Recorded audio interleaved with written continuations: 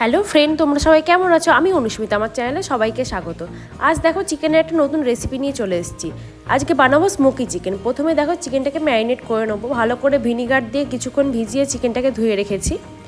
এবার এতে দিয়ে দিলাম টক দই, দিয়ে দিচ্ছি আদা রসুন বাটা, আর দিয়ে দিচ্ছি অল্প একটু পেঁয়াজ বাটা।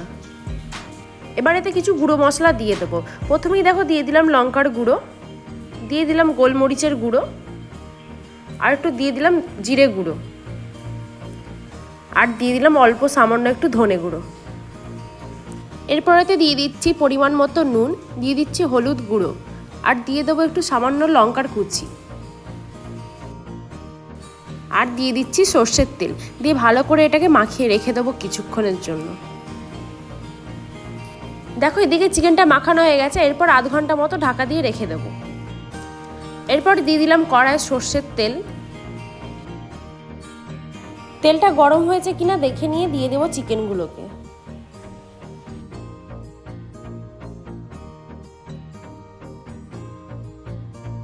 এরপর চিকেনগুলোকে ভালো করে ভেজে নেব। দেখো চিকেনগুলো ভাজা হয়ে গেছে, এবার তুলে নিচ্ছি।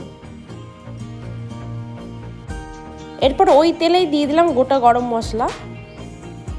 গোটা মশলার গন্ধটা বেরিয়ে গেলেই দিয়ে দেবো পেঁয়াজ কুচি। পেঁয়াজগুলোকে ভালো করে ভেজে নেব।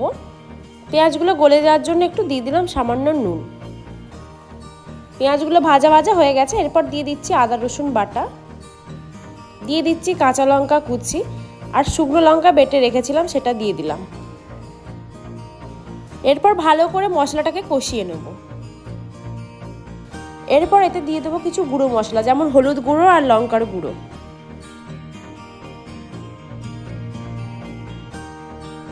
দেখো মশলাটা মোটামুটি কষানো হয়ে গেছে। এরপর যে ম্যারিনেট করা চিকেনটা ছিল তার জলটা একটু ধুয়ে দিয়ে দিলাম। এরপর দিয়ে আবার ভালো করে কষিয়ে নেব। দেখো আবারও ভালো করে মশলাটা কষানো হয়ে গেছে। এরপর দিয়ে দিচ্ছি চিকেনগুলোকে।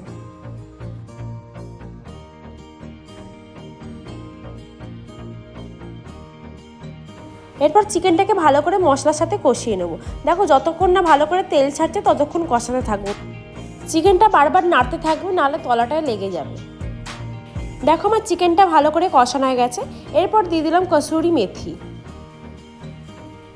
কসুরি মেথিটা ভালো করে শুকনো খোলায় নেড়ে তারপরে হাত দিয়ে ঘষে দিয়ে দেবে। দেখো চিকেনটা প্রায় আমার রেডি। এরপর দিয়ে দিচ্ছি কয়লাগুলোকে। কয়লাগুলো আমি আগে থেকে আগুনে ধরিয়ে রেখেছিলাম। এরপর দিয়ে দিচ্ছি ওতে একটু ঘি।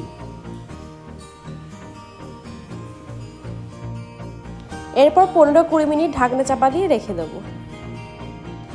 দেখো আমাদের এখানে স্মোকি চিকেন রেডি হয়ে গেছে।